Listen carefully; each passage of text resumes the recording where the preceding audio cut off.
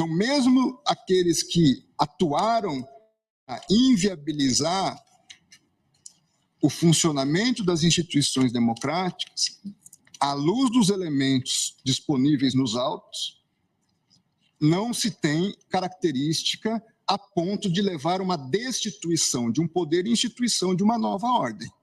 Se você me permite um... Pois não, ministro. O artigo 359-M, na verdade, fala em tentar, né? Então, não se pressupõe a consumação, mas sim a tentativa. Só essa... Ambos falam em tentar. Exato. A questão, para mim, é eles não agiram para tentar depor o governo. A deposição do governo dependeria, ou essa tentativa de deposição de atos que não estavam ao alcance da atuação dessas pessoas. Permite, ministro? Pois não. Porque acho que essa questão é extremamente importante, porque são dois pontos diversos, se eu entendi o que Vossa Excelência colocou.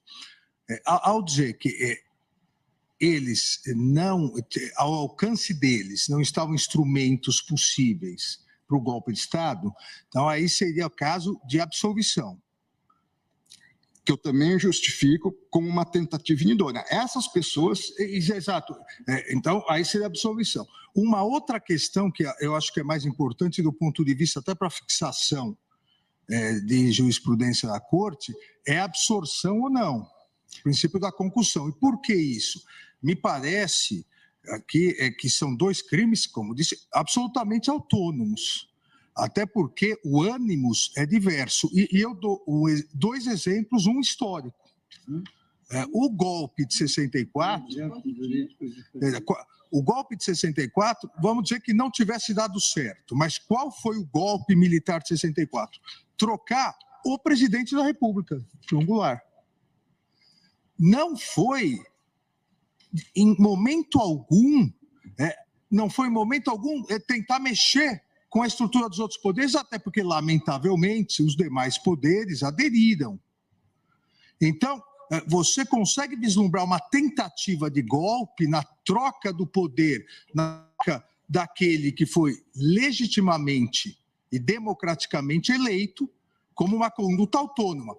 O que, na minha opinião, no meu voto, eu entendi, ao prever a intervenção, ao pedir a intervenção federal, se pretendia trocar o presidente eleito pelo candidato que perdeu.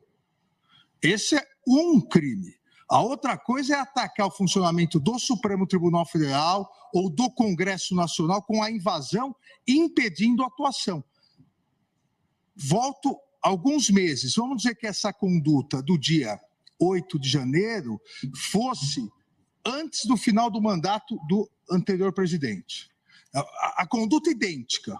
As pessoas virem, atacarem violentamente, invadirem. Nós não teríamos acusação de golpe de Estado, porque elas não estavam pretendendo trocar o presidente, mas elas estavam pretendendo obstaculizar o andamento do Supremo Tribunal Federal e do Congresso. Tenho dúvidas, ministro Alexandre, por quê? Nesse exemplo também de uma ação anterior ao encerramento do exercício do mandato do ex-presidente. Porque, formalmente, teríamos também uma consideração de um poder legitimamente eleito que estaria impedido. Na minha análise, à luz dos fatos dessas figuras, desses manifestantes vândalos criminosos, deles não tinha ação idônea para destituir um poder. Nós podemos encontrar ação idônea em outras ações. Não, eu compreendo. A minha única preocupação aqui nesse debate, acho importante, e entendo que se encontrássemos essas condutas, poderia haver os dois mesmo crimes. Conforme a situação, poderia até haver os dois crimes. Eu acho que o importante de definirmos é exatamente isso, do ponto de vista geral.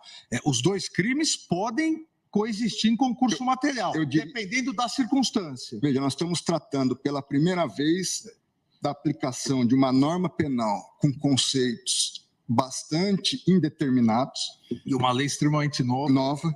Então, você pega o conceito. O que é Estado Democrático de Direito? É um conceito amplo, onde nós podemos, em alguma medida, encaixar várias questões. Foi a primeira vez que nós tivemos manifestações violentas em Brasília? Não. Nós já tivemos invasão do Congresso Nacional violenta. Nós já tivemos ministérios aqui postos com incêndio, fogo. Nós já tivemos outras manifestações violentas. É verdade que penso que foi a primeira vez no Supremo Tribunal Federal. Foi. Mas em outros contextos, não. Eu acho, desculpe-me, Jânio, eu acho que a gente tem que fazer um pouco também de uma contextualização. Eu estou aqui há muitos anos e, de fato, assisti a várias invasões de ministérios, episódios isolados que nós tivemos a partir de movimentos sociais, protestos e coisas do tipo.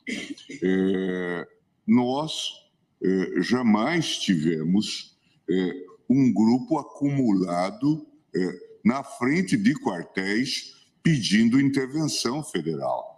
É preciso colocar isso nos seus devidos marcos e contextos. Isso está contextualizado. Eu entendo a ponderação de vocês. Este é um dado.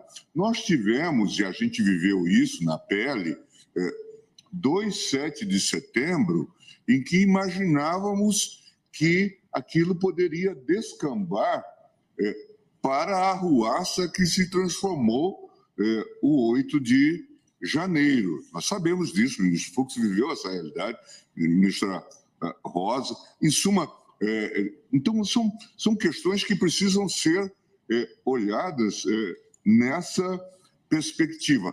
Afora o incentivo que havia a partir do próprio chefe do Poder Executivo para esse tipo de prática, ou mesmo para a omissão. De modo que, ainda ontem vi essa consideração sobre o passeio no parque. Jamais houve passeio no parque. Não se tratava de passeio no parque, ministro Cássio, nem de um incidente. A cadeira que o senhor está sentado, depois, a cadeira que o senhor está sentado, estava lá na rua, no dia da invasão. É só para